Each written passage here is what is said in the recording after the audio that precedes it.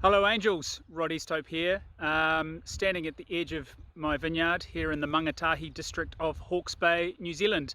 We're located on the east coast of the North Island, and I thought I'd set the scene to tell you a little bit how we grow and make our wines.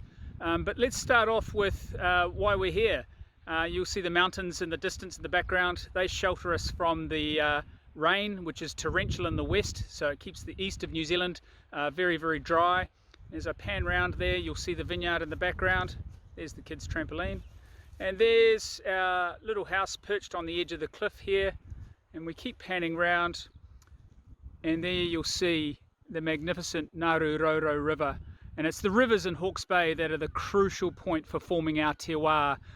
Thousands of years bringing down all the stone material from the mountains has laid down these river terraces, and it's these terraces, these red gravel soils, that really allow us to do what we're going to do. So why don't you come with me for a walk into the vineyard? We can show you what's going on there, and from there down to the cellar. Well, welcome to the vineyard. This is our home block. This is a little bit of Chardonnay, as you can see, just after bud burst. And there's something that I find really reassuring about the cycles in the vineyard. After dormancy of the winter, the soils warm up a little bit, the days are starting to get longer, and the vine pushes its shoots. And the reassuring bit is these cycles, these natural cycles, the seasonal cycles in the vineyard, completely oblivious to pandemics or mainstream media alarmism, and it's a very grounding thing to know that these cycles continue regardless of whatever concerns you might have. So it's a wonderful thing to see this happen each year and to follow the growth of the vineyard. But we've managed this block organically for the last 3 years, and we've seen an amazing response in the soil and the vines as a response. So what I thought I might do is just show you what's going on down here as well.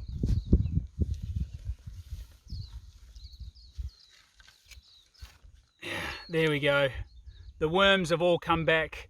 After the first few years, we had really destroyed the soil, and once we started farming organically again, you could see all the fungi and fiber and everything holding the soil together, the return of these worms.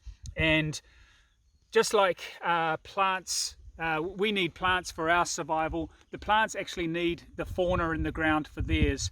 The interface between the minerals in the soil and the vine is mediated by fungi and these arthropods like the worms. So it's really gratifying to see all the hard work that we've put into this vineyard organically, and to see the response coming through in the soil and in the vines, and hence the wines.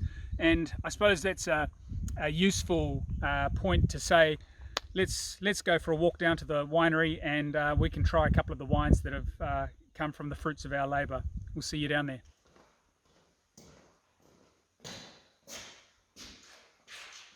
Welcome to the barrel cellar. Certainly a great place to be on a cold, windy winter's day. I often retreat in here when the weather is not so good outside. It's a wonderful place to be in winter. It's very still and quiet, and when you're topping the barrels or working in here, it's almost a spiritual time. But it's also a great place to try a couple of wines that I think are really illustrative of my philosophy.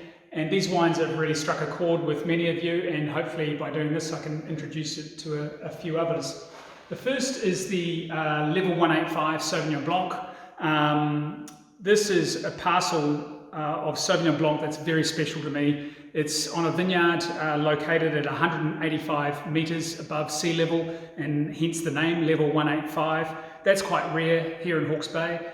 And it's also on some limestone soils, and both of those factors contribute to, I think, a truly unique parcel of Sauvignon Blanc. Hence why I bottle this parcel separately as its own cuvee, and I think it really embodies Hawke's Bay and this very, very special site. And it's only with your help that I've been able to secure this fruit. Many winemakers are fighting over the fruit from this vineyard, so I feel very blessed to be able to secure some. But let's give it a bit of a swirl. I mean, at the end of the day, New Zealand Sauvignon Blanc does all the thinking for you. It leaps from the glass and really speaks of the varietal. But the level 185 has another twist to it. It's that mineral, chalky aspect that can only come from those limestone-derived soils.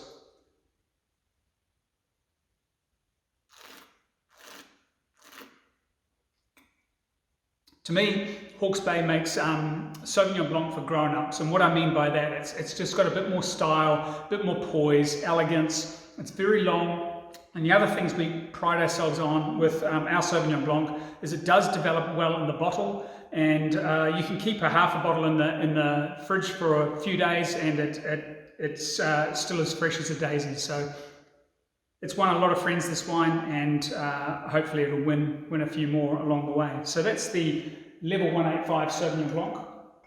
The other one I was looking forward to showing you was a wine that flies under the radar a little bit. It's my Hawke's Bay Merlot Cabernet Franc. Merlot and Cabernet Franc are bed partners from a long time back. Made famous in Bordeaux, specifically on the right bank in the regions of Saint-Emilion and Pomerol. Merlot is the king there, but that king always needs a bit of a partner, and that's the Cabernet Franc, and it's the Cabernet Franc that provides the real twist and lift to this wine. Now, many of the reds you enjoy from warmer climates are a very plush, soft, round, slippery styles of wines. But the reds we make here in Hawke's Bay have a little bit more texture, more tannin, more grunt, and are built for the long haul. So wonderful with a nice piece of protein. Can be drunk on its own as well, but it is a perfect match for a nice piece of steak or lamb with dinner. Oh, just a few years of bottle age, it's just really starting to sing, this wine. Really, Hawke's Bay makes the Bordeaux of the Southern Hemisphere. I think this is drinking beautifully right now. It's the 2015 vintage, very dry, very warm vintage. Some would say a classic vintage here in Hawke's Bay. So if you've had the chance to try this, then great. As I say, it has flown under the radar. Get some, because it is drinking superbly right now. So those are a couple of the wines that we make, in addition to the Reserve Sauvignon, Pinot Noir and Pinot Gris, and it's obviously the support that you guys give that it allows me to make them. So cheers, thanks guys.